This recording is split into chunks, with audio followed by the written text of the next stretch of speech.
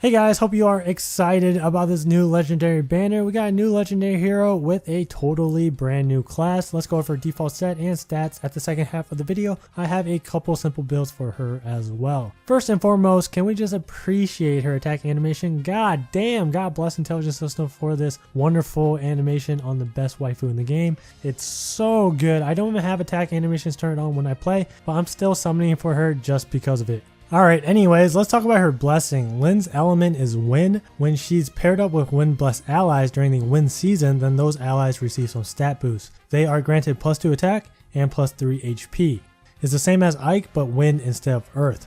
Everyone's team is different, so I can't really tell you who to give the wind blessing to. If I were to recommend anything, I would say try to bless a lance or a blue dragonstone unit. Lin's a physical ranged green unit, so her weakness are going to be sword units and some red mages. With that being said, if you're running Lin on a team, then you should probably run a melee blue ally with her. And yeah, that's pretty much it for this segment. Moving on to the review, starting off with her stats. They're okay, not super impressive or terrible. 31, 36 are okay offensive stats.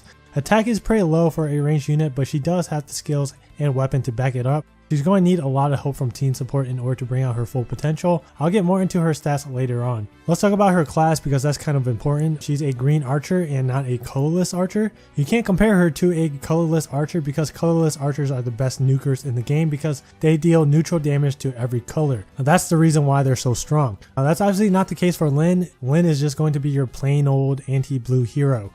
Think of her like a green mage that deals physical damage. That's honestly all there is to it. It's as simple as that. Do note that as of right now, Bowbreaker only works versus colorless archers. I'm not sure if Intelligence Systems is going to change the effect. I doubt it. Lin is actually an easier unit to counter compared to colorless archers. One attack from a decently built sword unit will be enough to take her out in one shot. Her weapon is Swift Mulligear, grants 3 res passively if the number of allies within 2 spaces is greater than the number of foes within 2 spaces, grants attack speed +5 during combat. Basically, if there's more allies than enemies within 2 spaces of the unit, then she's granted stat buffs. Now, this weapon effect works on both phases. It's easier to activate on the enemy phase because when you bait ranged foes, they usually separate from their team. On the player phase, it's still not that difficult to meet the requirement since most players, I would assume, tend to keep their whole team clumped together anyways. And if we take a look at her unique A skill, Loss of Sakai says if foe initiates combat and the number of allies within 2 spaces is equal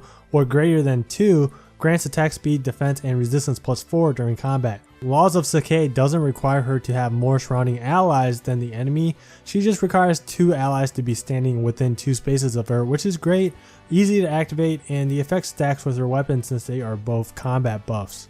If both requirements are met, then on the enemy phase, she's granted a grand total of 9 attack, 9 speed, 4 defense, and 4 resistance. Since she really shines on the enemy phase, this is how you should use her. When the enemy team has a blue or a green mage, use Lin to bait them, and by doing that, she becomes stronger on the final player phase. Not only will she most likely be in desperation range, but she'll have enough charges to unleash a 3 or 4 charge special. I think that's going to be her defined playstyle with her default set. She's going to be a mixed phase threat with baiting on enemy phase first, then KOing a different foe on the following player phase. Special is Rally Defense Resistance, good for arena points, but you can swap it out for anything you like. Drawback is a popular choice here. B skill is Desperation. I would keep this. Her bulk is pretty low and she can still die to blue distant counter users like Harden, FE, and blue Manikeets with Lightning Breath. New C skill is Speed Tactic. This is the skill that everyone has been waiting for. You all know how good this skill is. +6 speed for mixed Emblem teams. Because Lin has Speed Tactic by default, the team you put her in should include the other 3 tactic skills. That's where Lin really shines. If Lin is granted the buffs from attack, defense, resistance tactic, and if we take into account the buffs from Swift Mulligear and Loss of Sakai, she's granted a grand total of 15 attack, 9 speed, 10 defense, and 10 resistance. Her stats would be something like 36 HP, 60 attack, 45 speed, 31 defense, and 40 resistance. That's pretty darn good. Like I said earlier, she's going to need a good supporting cast around her to unleash her full potential.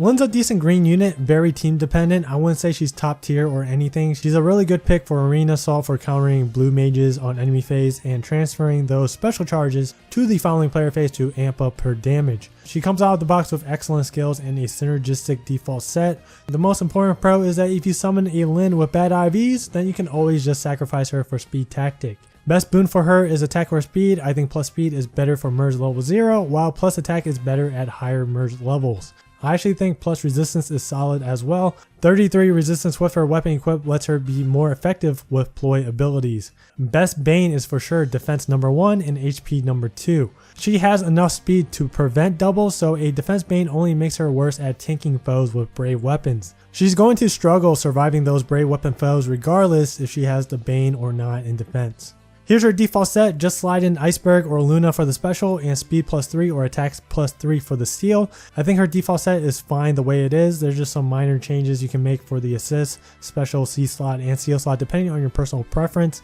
and team composition. If she's plus resistance, then you can go with this build. Fury is almost like Lost of Sakai, except it grants less stats, but the trade-off is that the stat gain is for both phases. The extra res from Fury will allow her to run those two ploy abilities more effectively.